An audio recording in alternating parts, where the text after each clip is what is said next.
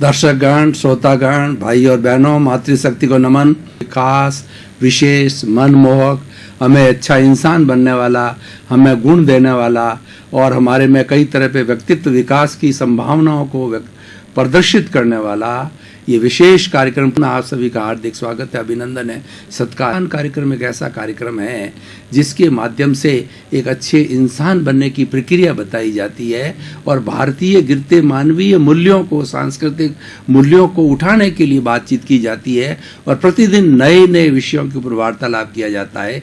इसी क्रम के अंदर आज का हमारा एक विशेष विषय जिसको लेकर हम प्रस्तुत हो रहे हैं, वह विषय होते हैं आत्म साक्षात्कार। दर्शकगण, श्रोतागण, भाई और बहनों, दो शब्द है आत्म साक्षात्कार। पहले हम आत्मा की परिभाषा करेंगे। आत्मा हर चेतन प्राणी के अंदर होती है, बिना आत्मा के चेतन प्राणी नहीं होता है। ये समूचा जगत दो तत्वों से बना हुआ है, एक जड़ तत्व और दूसरा चेतन तत्व। चेतन तत्व उसको कहते हैं जो संवेदनशील होता है, ग्रोथ करता है, हलन चलन करता है, प्रजनन करता है और असंख्य चेतनामय पिंड के परमाणुओं को हम चेतना कहते हैं, आत्मा कहते हैं। और उसके बाद में जो जड़ होता है, जड़ वह कहलाता है जिसमें वर्ण होता है, गंध होता है, रस होता है, स्पर्श होता है, गलन मिलन धर्मा होता है।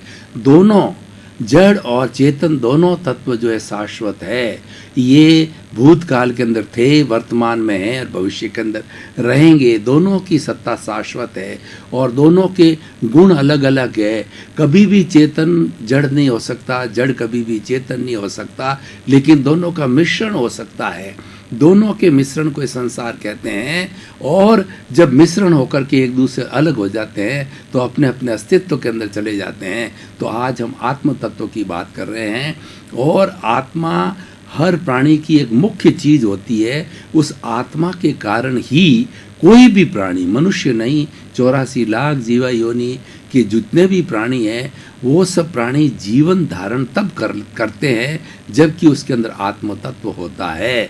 और वो आत्म तत्व एक शरीर को छोड़कर के आत्मा दूसरे शरीर के अंदर जाती रहती है, अपने कर्मों के अनुसार जो है 84 लाख जीवा योनि में घूमती रहती है। लेकिन इस आत्मा का जो मुख्य लक्ष्य है कि जड़ तत्वों को अलग करना। जब जड़ तत्व पूर्ण रूप से अलग हो जाता है तब आत्मा अपने शुद्ध रूप में आती है और जड़ तत्व अपने शुभ रूप में आता है। आत्मा शुद्ध होकर के मोक्ष चली जाती है और जो जड़ तत्व है अपने इस पूरे जो हमारा ब्रह्मांड है, सृष्टि है, उसके अंदर चला जाता है। सारा जड़ तत्व जो है वो इस ब्रह्मांड के अंदर है और सारी मुक्त आत्माएं मोक्ष के अंदर रहती है। हमारी भारतीय संस्कृति के चतुर्थ पुरुषार्थ के अंदर मोक्ष का जो पुरुषार्थ कहा जाता है वो जीवन का लक्ष्य होता है कि हम किसी न किसी तरह से इन बंधनों से, इस कारावास, इस जेल से मुक्त हो। हमारे जीवन में क्या होता है कि हम सुख चाहते हैं, लेकिन हर सुख के साथ के अंदर दुख जुड़ा हुआ है, हर संयोग के साथ में वियोग जुड़ा हुआ है। एक दुख जाता है तो दूसरा सुख आता है, सुख जाता है तो दुख आता है। ये श्रृंखला चलती रहती है। लेकिन हम चाहते हैं कि हमको शाश्वत सुख मिले, ऐसा सुख मिले कि जिसके बाद के अंदर कोई दुख न हो, तो वह अवस्था मोक्ष की होती है और वह अवस्था तभी प्राप्त होती है आत्म साक्षात्कार के द्वारा। जब हम अपने आत्मा के मूल स्वरूप को जान लेते हैं, उसको आत्म साक्षात्कार किया जाता है, कहा जाता है। उसको आत्मनिरीक्षण कहते हैं, आत्म परीक्षण कहते हैं, आत्म साक्षात्कार कहते हैं, सेल्फ रियलाइजेशन कहते हैं, इंट्रोस्पेक्शन कहते हैं। और दुनिया के अंदर कई तरह की असंख्य विद्याएं हैं। फिजिक्स है, केमिस्ट्री है, मैथमेटिक्स है, खगोल है, भूगोल है, पृथ्वी है, ये सारी विद्याएं हैं। लेकिन सबसे बड़ी विद्या आत्मविद्या कहलाती है। इसीलिए हमारे भारतीय ग्रंथों में कहा गया है, जे एगे जाने ते सब्बे जाने, जे सब्बे जाने से एगे जाने। यानी जिसने एक आत्म तत्व को जान लिया उसने संपूर्ण ब्रह्मांड को जान लिया, और जिसने संपूर्ण ब्रह्मांड को जान लिया उसने एक आत्म तत्व को जान लिया। भगवान महावीर को यहाँ कोट करना चाहूँगा कि भगवान महावीर ने 12.5 वर्ष की साधु जीवन की कठोर चर्या के अंदर ये पूरा जो है प्रशिक्षण लिया कि किस तरीके से मैं आत्म साक्षात्कार करूँ। तो ज़्यादा समय तक वो अनिमेष ध्यान करते थे। एक पुद्गल यानी परमाणु, जो परमाणु होता है पुद्गल का छोटा से छोटा रूप परमाणु, उस परमाणु के ऊपर वो अनिमेष ध्यान करते थे बिना आंख बंद किए हुए, और उस परमाणु के अंदर संपूर्ण ब्रह्मांड के दर्शन करते थे। एक परमाणु के अंदर संपूर्ण ब्रह्मांड समाया हुआ है और संपूर्ण ब्रह्मांड के अंदर एक परमाणु समाया हुआ है।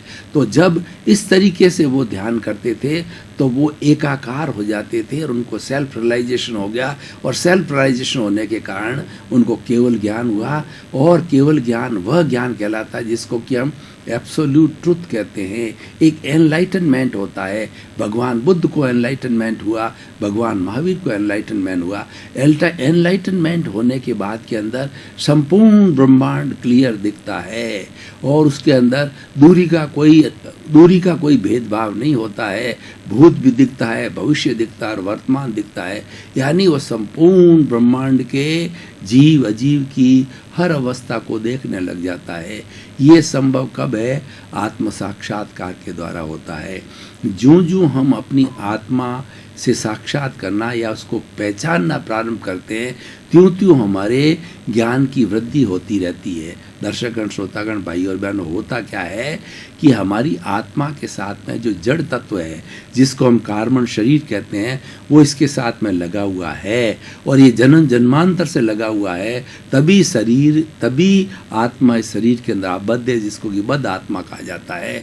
लेकिन जो व्यक्ति कई माध्यम के द्वारा, और मुख्य माध्यम ध्यान होता है, इस ध्यान के द्वारा अगर वह अपनी आत्मा को देखना प्रारंभ करता, मात्र देखना, प्रेक्षा करना।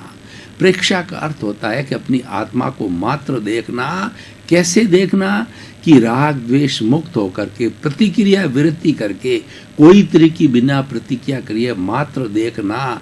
तो देखने मात्र से जो उसके ऊपर आवरण है वो दूर होते जाते हैं। मात्र प्रेक्षा, मात्र देखना, राग द्वेष रहित होकर देखने में इतनी पावर है कि वो उसके साथ में जड़ तत्व है धीरे धीरे अपने आप विलीन हो जाता है। जितना समय प्रेक्षा की जाती है, वो आत्म तत्व के ऊपर जड़ तत्व साफ होते जिसको निर्जरा कहा जाता है, और वो क्लियर होने के बाद में आत्मा 24 कैरेट का सोना बन जाती है और वही शुद्ध आत्मा होती है, और वो आत्मा मोक्षगामी होती है, जिसको इटर्नल ब्लिस कहा जाता है। हमारी जो शुद्ध आत्मा है वो आत्मा अनंत ज्ञान वाली है, अनंत दर्शन वाली है, अनंत चेतनामय पिंडों की वो आत्मा है, अनंत शक्ति वाली है और अनंत सुख का धाम है। सबसे बड़ा लक्षण इसका ये है कि उसमें सुख ही सुख है। दर्शकगण, श्रोतागण, जो सुख आज हम देख रहे हैं धन के अंदर, संपत्ति के अंदर, परिवार के अंदर, बच्चों के अंदर, जिसको कि हम सुख महसूस कर रहे हैं, हमारे एसी रूम के अंदर, हमारे पोतों के अंदर, हमारी धन दौलत के अंदर, हम बहुत उसमें लुभा जाते हैं, उसमें लिप्त हो जाते हैं और एहसास महसूस होता है कि हमको स्वर्ग का सुख मिल गया है। लेकिन जब भीतर का सुख, आत्म साक्षात्कार सुख देखना व्यक्ति प्रारंभ कर देता है, उसके सामने सुख बहुत फीके से लगते हैं। जब हमारे सामने 5 पकवान आ जाते हैं तो रूखी सूखी रोटी है बहुत फीकी लगने लग जाती है। इसीलिए ये आज का विषय रखा गया है कि हम भीतर का जो अनंत सुख का हमारा भंडार है, अनंत सुख का जो झरना है, उस झरने को खोल दे। वो झरना अभी प्लग हुआ है, बंद है, उसका मुंह खोल दिया जाए तो वह झरना निरंतर रूप से प्रवाहित होता रहेगा। वह आनंद का झरना है, वह प्रेम का झरना है, वह सुख का झरना है। तो उस स्रोत का मुंह खोलना है, उस स्रोत का अनावरण करना है, वही आत्म साक्षात्कार कहलाता है। अब देखिए भाई और बहनों, कितना बड़ा इम्पोर्टेंट विषय है कि व्यक्ति अगर इस लाइन के अंदर लग जाता है तो उसका जीवन सफल हो जाता है। और सही मायने में देखा जाए कि मनुष्य जीवन हमें क्यों मिला, हमारे भीतर 3 तरह के प्रश्न खड़े होने चाहिए, तभी हम दार्शनिक होते हैं, तभी हमारा मनुष्य जीवन सार्थक होता है। वो प्रश्न क्या है कि मैं कौन हूँ, मैं कहाँ से आया हूँ, मुझे कहाँ जाना है। जब ये 3 प्रश्न की जिज्ञासा भीतर होती है तब आत्म साक्षात्कार की प्रक्रिया चालू होती है। और जब तक ये तीनों प्रश्न खड़े नहीं होते हैं तो हम एक मशीनरी की तरह जो है सुबह से शाम तक दौड़ते रहते हैं। आज दुनिया दौड़ रही है, एक के पीछे दूसरा जा रहा है, दूसरे के पीछे तीसरा जाता है और बड़ी स्पीड से भाग रहे हैं। इन लोगों को पूछा जाएगा आप भाग क्यों रहे हो, तो यही एक ही उत्तर मिलता है कि वो भाग रहा है, मैं भी भाग रहा हूँ। यानी प्रतिस्पर्धा चल रही है और रियल के अंदर भागने का अर्थ हमको मालूम नहीं है। इसीलिए आत्म साक्षात्कार के इस विषय के माध्यम से हमें समझना है कि हमारी दिशा जो बाहर की ओर जा रही है वो दिशा को मोड़ दो। ऐसा कहा जाता है कि अगर दिशा मोड़ दी जाती है तो दशा बदल जाती है। यानी हमारी जो हमारी जो हमारी कुंडलिनी जागरण में क्या होता है कि हमारी शक्ति जो नीचे की ओर जाती है उस शक्ति का प्रवाह हम ऊपर की ओर कर देते हैं तो वो कुंडलिनी जागरण हो जाता है, वो ज्ञान का जागरण होता है। नॉर्मल व्यक्ति अपनी जितनी जो रीढ़ की हड्डी होती है उसके नीचे एक हमारा एनर्जी का झरना है, एनर्जी का तालाब है, एनर्जी का समुंदर है। इसीलिए उसको जो है वो शक्ति केंद्र कहा जाता है। नॉर्मल व्यक्ति वो सारी ऊर्जा को, सारी विटेलिटी को, सारी प्राण ऊर्जा को भोग विलास, खाना पीना, ऐश आराम उसके अंदर जो है डाल देता है। हमारी भारतीय संस्कृति में 2 आता है, कुकर सूकर करत है, खान पान रस भोग, तुलसी व्रथा न खोइये, यह तन भजने योग। ईश्वर ने हमें आत्म साक्षात्कार के लिए भेजा है, खान पान करने के लिए, रस भोग करने के लिए, मात्र आनंद लेने के लिए नहीं भेजा है। इसके लिए तो दूसरी योनियां बहुत है। हर एक के अंदर जो है वो जो आनंद लेने की स्थिति, हर एक के अंदर ये हमारा भोग विलास करने की स्थिति है। लेकिन प्रभु भक्ति, आत्म साक्षात्कार, सेल्फ रियलाइजेशन जितना मनुष्य जीवन के अंदर होता है और किसी जीवन में नहीं होता है, वो आत्माएं धन्य होती है जो प्रारंभ से संन्यास का रास्ता पकड़ लेती है।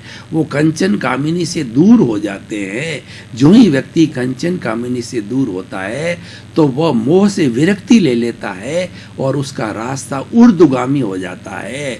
उसकी जो एनर्जी है वह आकर के और शस्त्र सार में इकट्ठी हो जाती है। कुंडलिनी जागरण के अंदर या अंतर यात्रा के अंदर एक प्रयोग होता है कि हम उस एनर्जी को, हमारी सुषुम्ना नाड़ी है, उस सुषुम्ना नाड़ी के अंदर जो कि हमारी रीढ़ की हड्डी के अंदर एक सफ़ेद रंग का धागा होता है, वो सुषुम्ना कहलाता है। उस सुषुम्ना के अंदर उस एनर्जी को जैसे कि पंप दबा करके हमारा जो ब्लड प्रेशर नापने का इंस्ट्रूमेंट होता है और उसके अंदर जब हवा से जो पंप को दबाया जाता है तो उसका पारा ऊपर की ओर चढ़ता है। ठीक उसी तरीके से जो है हमें अपनी गुदा को दबा करके और वहाँ जो एनर्जी हमारे नीचे भंडार है उसको उठा करके सुषुम्ना, जो पीछे हमारी रीढ़ की हड्डी के अंदर सुषुम्ना है, वो सुषुम्ना नाड़ी से जो है उठा करके और उसको सहस्त्र सार के अंदर छोड़ना। इस प्रकार बार बार नीचे से उठा करके भीतर को छोड़ते हैं। इसको कुंडलिनी जागरण, इसको अंतर यात्रा कहा जाता है। इससे हमारी सारी जो एनर्जी विटेलिटी है सहस्त्र सार में इकट्ठी हो जाती है और व्यक्ति वो कामुकता को भूल जाता है। वो ज्ञानी पुरुष कहलाता है, वो महापुरुष कहलाता है। उसका लक्ष्य आत्म साक्षात्कार का बन जाता है और वो व्यक्ति हर वक्त सोचता है कि आखिर मैं कौन हूँ और मेरी आत्मा जो बद्ध आत्मा है इसको मैं कैसे सुधार करूं, इसका कैसे रियलाइजेशन करूं। ऐसा वेदांत के अंदर आता है कि अहम ब्रह्मास्मि और जगत ब्रह्म सत्यम जगत मिथ्या, यानी जो ब्रह्म मात्र है वो सत्य है और जगत है वो सारा मिथ्या है। ये इसीलिए कहा गया है कि तुम आत्म साक्षात करो।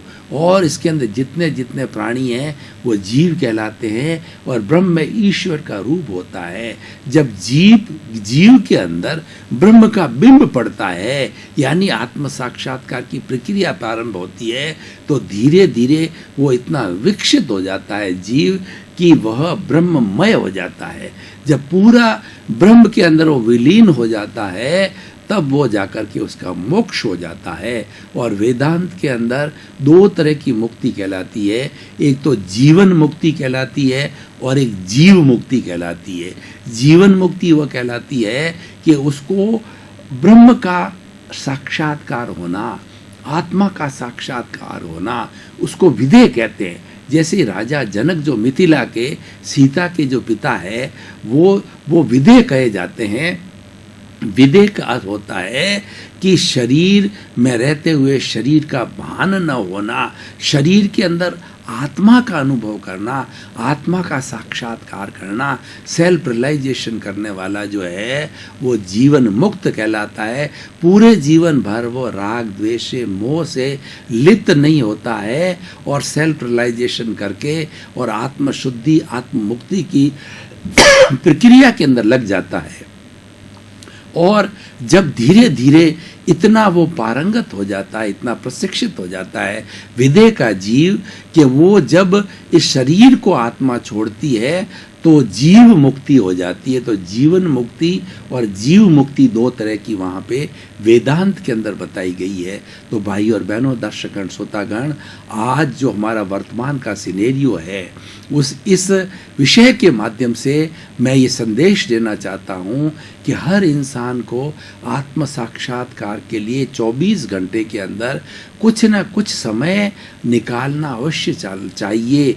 ईश्वर भक्ति कहिए, आत्म साक्षात्कार कहिए और इंट्रोस्पेक्शन कहिए, ये सभी पर्यायवाची है। वो समय निकालना चाहिए और भीतर जाकर के गोते लगाने चाहिए कि हमारी आत्मा का निवास कहाँ है, उस आत्मा का अस्तित्व क्या है और उस आत्मा को हम मुक्त कैसे कर सकते हैं, वो किस तरह से बंधन के अंदर आई हुई है और उसके अनुसार हमारा जीवन, हमारी दिनचर्या होनी चाहिए। और ये व्यक्ति गृहस्थ में रह के भी कर सकता है, संन्यास लेकर भी कर सकता है। संन्यास जो व्यक्ति ले लेता है उसको पूरा अवकाश मिल जाता है। दूसरे रोटी, कपड़ा, मकान, शिक्षा, चिकित्सा, ये जो भरण पोषण की आदमी की जो मेन जो आवश्यकता है वो आवश्यकताओं से दूर हो जाता है। वो भिक्षा मांगकर भोजन करता है, भिक्षा मांगकर कपड़े लेता है और किसी के मकान के अंदर रुक जाता है। कंचन कामिनी से उसको कोई लेना देना नहीं है। 24 आवर्स वो अर्जुन को जो आंख दिखाई देती थी जिसको कि भेदना था मछली की, तो उसके टारगेट के अंदर आत्मा रहती है। खैर वो बड़ी बात है, हर व्यक्ति नहीं हो सकता। जैन दर्शन की परिभाषा हम उसको महाव्रती कहते हैं, लेकिन व्यक्ति को अणुव्रती भी बनना चाहिए। भगवान महावीर करुणा के सागर थे, उन्होंने दो तरह के धर्म बताए, महाव्रत और अणुव्रत। कई ऐसे महारथी होते हैं जो पूर्व जन्म से अपनी शुद्ध आत्मा को लेकर के जन्म लेते हैं, कई जन्मों से उनका आत्म साक्षात्कार की प्रक्रिया चलती रहती है। और ऐसे जीव होते हैं वो प्रारंभ से जो सन्यास की ओर चले जाते हैं वो 5 महाव्रती कहलाते हैं। लेकिन नॉर्मल व्यक्ति जो गृहस्थ में रहता है वो भी उन हमारे 5 महाव्रत कौन कौन से हैं, अहिंसा, सत्य, अचौर्य, ब्रह्मचर्य और अपरिग्रह, इनकी जो है वो तो सूक्ष्म रूप से पालन करते हैं 5 महाव्रती। अणुव्रती होता है स्थूल रूप से इनका पालन करता है, क्योंकि वो घर गृहस्थी वाला है, परिवार वाला है, शरीर वाला है और उनको कईयों का ध्यान रखना पड़ता है, लेकिन फिर भी वह मुक्ति की ओर जा सकता है। इसलिए आत्म साक्षात्कार की जो प्रक्रिया है वो अपने आप को पहचानने की प्रक्रिया है। भाइयों और बहनों, दर्शकगण, श्रोतागण, आज व्यक्ति पूरे विश्व को जानता है और इंटरनेट और हमारे पास में मोबाइल और हमारे टीवी ऐसे आ गए हैं कि पूरे विश्व की हर संस्कृति को हम जानने लग गए हैं। लेकिन जितना जितना हम दूसरे को जानने लगे हैं, अपने आप को भूलने लग गए हैं। अपना साक्षात्कार, अपने आप को जो है जानना हम बिल्कुल ही भूल गए हैं, क्योंकि हम भीतर जाते ही नहीं हैं। हमारा अस्तित्व तो भीतर है, हम बाहरी जगत, हमारा इंद्रियों का जगत है। स्पर्शन, रसन, घ्राण, चक्षु, श्रोत्राणि इंद्रियाणि, ये इनके 5 इंद्रियों के 23 विषय है। उसी जंजाल के अंदर ही हम पूरा जीवन बिता देते हैं। भीतर जाने का न तो हमारे पास समय है, न हमारी इच्छा है, न हमारी संकल्प शक्ति है और न हम जाना चाहते हैं तो कैसे जाएं। इसीलिए आज ये विषय रखा गया है, ये सत्संग का विषय है कि हर व्यक्ति अपनी आत्मा के साक्षात्कार के लिए समय निकाले। और प्रश्न ये है कि हम आत्म साक्षात्कार कैसे करें। इसके लिए जो है 12 रास्ते बताए गए हैं, जिसको निर्जरा कहते हैं, जिसको तप के भेद कहते हैं। तो 6 तप के भेद बाहर के हैं और 6 तप के भेद भीतर के हैं। एक बच्चा पहले नर्सरी से प्रारंभ होता है, फर्स्ट सेकंड थर्ड 5 स्टैंडर्ड से बढ़ता बढ़ता फिर पीएचडी तक पहुंचता है। तो ये रास्ते भी 12 उसी तरीके से होता है। 12 रास्ता के मैं नाम बता देता हूँ कि जो हमारे 12 तप के जो भेद है, अनशन, उनोदरी, भिक्षाचरी, रस परित्याग, काय क्लेश और प्रतिसलीनता, ये तो 6 रास्ते बाहर के हैं। अब हम भीतर जाते हैं, प्रायश्चित, विनय, वैयाव्रत, स्वाध्याय और ध्यान। अब ये इनका विवेचन करने का भी समय नहीं है, लेकिन जो प्रारंभ के जो साधक लोग हैं, प्रारंभ का प्रशिक्षण लेने वाले हैं, वो इन 6 बार के जो रास्ते से धीरे धीरे आगे बढ़ सकते हैं। लेकिन जिन्होंने प्रशिक्षण ले लिया है, पूर्व जन्म के अंदर वो आत्म साक्षात्कार का स्वाद चख कर के आए हैं, वो भीतर जा सकते हैं। भीतर के अंदर प्रायश्चित, प्रायश्चित का मतलब ये कि 84 लाख जीवा योनि के प्राणियों का आपने किसी न किसी जन्म के अंदर दुख दिया है, उनके साथ दोष किया है, उसका प्रायश्चित करो शुद्ध अंतःकरण से। 84 लाख जीवा योनि के प्राणियों को जो है वो बार बार उनसे क्षमा मांगो। प्रत्यक्ष रूप से अप्रत्यक्ष रूप से वो मांगी हुई क्षमा उनके तक पहुंचती है और वो हमें क्षमा करते हैं। उसके साथ साथ में एक धारणा बना ली जाए कि जगत निर्दोष, सब मेरा दोष। 84 लाख जीवा योनि के प्राणी सब निर्दोष है और उनको मैं निर्दोष मानता हूं और घोषित करता हूं। यानी उनका कोई दोष नहीं है, सब दोष मेरा है, क्योंकि मैंने उनका दिल दुखाया है, मैंने उनको दुख दिया है, उनके साथ दोष किया है, इसलिए उनका बकाया मेरे पर कर्ज है। उस कर्ज की अदायगी के लिए वो मेरे से वैसा व्यवहार करते हैं। बल्कि जो हमारे साथ के अंदर बुरा व्यवहार करने आते हैं, चाहे मन से, वचन से, काया से, किसी भी तरह का बुरा व्यवहार कोई व्यक्ति हमसे करता है, तो ये मान के चलना चाहिए दोष उसका नहीं है। और जब तक आप उसको निर्दोष साबित नहीं कर लो, निर्दोष घोषित नहीं कर लो, तब तक उसकी शुद्ध आत्मा से प्रायश्चित करते रहो। प्रायश्चित करने का सबसे अच्छा तरीका होता है कि हर एक के अंदर आत्मा होती है, उसके आत्मा का चिंतन करके उस शुद्ध आत्मा से बार बार प्रत्यक्ष रूप से अप्रत्यक्ष रूप से क्षमा मांगी। दर्शकगण, श्रोतागण, भाई और बहनों, आपके प्रति बहुत बहुत कृतज्ञता, साधुवाद। आप इसको देखते हैं, जब ये कार्यक्रम सफल होता है। आप इस कार्यक्रम की आत्मा है, जगत कल्याण करना। सर्वे भवन्तु सुखिनः, सर्वे भवन्तु निरामया। सब इस विश्व के समस्त प्राणियों को सुख मिले, आनंद मिले, शांति मिले, मोक्ष मिले। आपका जीवन मंगलमय हो, आनंदमय हो, सुखमय हो। पूरे परिवार के साथ आप आनंद से रहें। आपके प्रति मंगल भावना, शुभकामनाएं।